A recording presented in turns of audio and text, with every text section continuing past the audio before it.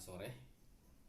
Pada kesempatan ini kami kelompok 4, saya Luther Irwinsuan dan Yemi Memangi akan mempresentasikan teori akuntansi tentang rerangka konseptual suatu model. Kita masuk pada materinya. A. Tujuan pelaporan keuangan. Tujuan pelaporan menentukan konsep-konsep dan prinsip-prinsip yang relevan yang akhirnya menentukan bentuk, isi, jenis, dan susunan statement. B. Pemakai dan kepentingannya.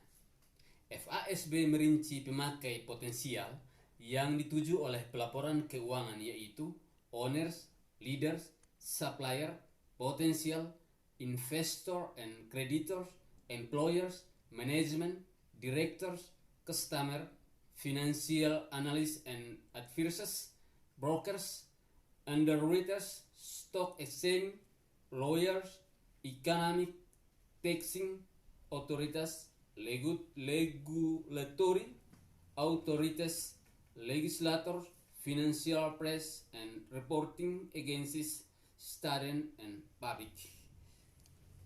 Aspek sosial tujuan dalam pelaporan. Tujuan nasional dapat tercapai bila kegiatan individual dengan berbagai motivasi untuk mencapai tujuan individualnya juga memaksimumkan tujuan negara.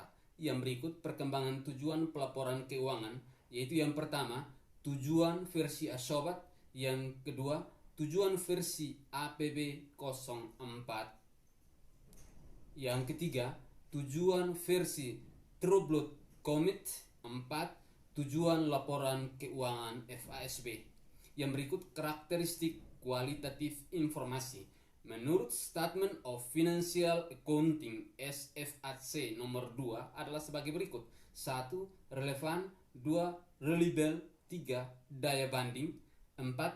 Konsistensi. 5. Ketepatan penyimbolan. 6. Keterujian. 7. Kenetralan. 8. Materialitas. Yang berikut elemen-elemen statement keuangan. FASB mengidentifikasi elemen-elemen spesifik penting sebagai berikut.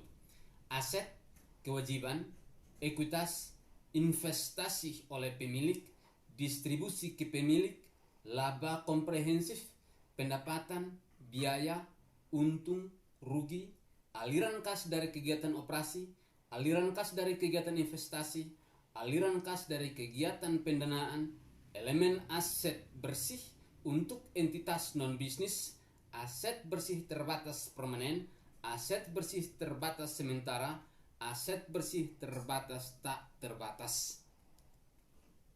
Yang berikut perubahan posisi keuangan, yaitu kejadian atau events, keadaan atau circumstances, dan transaksi atau transaction. Pengukuran dan pengakuan dibagi atas. Yang pertama pengukuran, yang kedua secara konseptual pengakuan. Pelaporan dan statement keuangan. FASB menyatakan bahwa statement keuangan adalah media utama atau ciri sentral pelaporan keuangan. Pelaporan keuangan meliputi penyampaian informasi yang wajib secara luas atau mandatori, sukarela atau voluntari. Seperangkat statement keuangan. Yang pertama, posisi keuangan pada akhir periode tersebut. Yang kedua, laba untuk periode tersebut. Yang ketiga, laba komprehensif untuk periode tersebut. Yang keempat, aliran kas selama periode tersebut. Yang kelima, investasi oleh dan distribusi ke pemilik selama periode tersebut. Nilai sekarang dalam pengukuran akuntansi. Tujuan nilai sekarang dalam pengukuran: A. Sedapat-dapatnya aliran kas, estimasi, dan tingkat bunga harus merefleksi asumsi-asumsi. Yang kedua, tingkat bunga yang digunakan untuk mendiskon aliran kas. Yang ketiga, aliran kas, estimasi, dan tingkat bunga harus bebas dari bias dan faktor yang tidak berkaitan dengan aset atau kewajiban yang bersangkutan. Yang keempat, aliran kas, estimasi, dan tingkat bunga harus merefleksi kisar munculan yang mungkin terjadi daripada jumlah rupiah tunggal. Karakteristik dan keterbatasan informasi.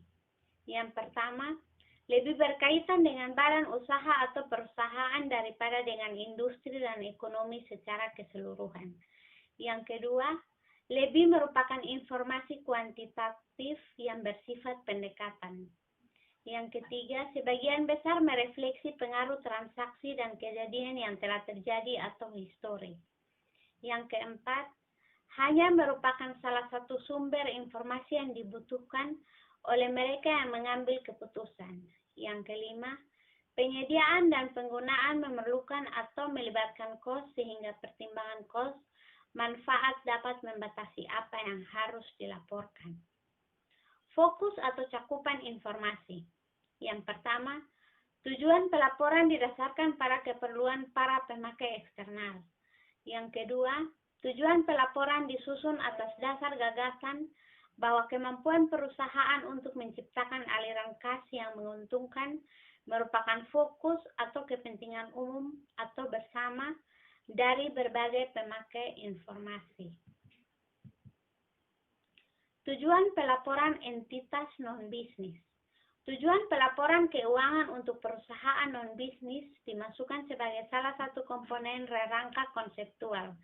FASB berargumen bahwa karakteristik kedua kategori organisasi bisnis dan non-bisnis mengandung persamaan dan perbedaan, tetapi tidak perlu disusun dua rangka konseptual terpisah untuk masing-masing kategori organisasi.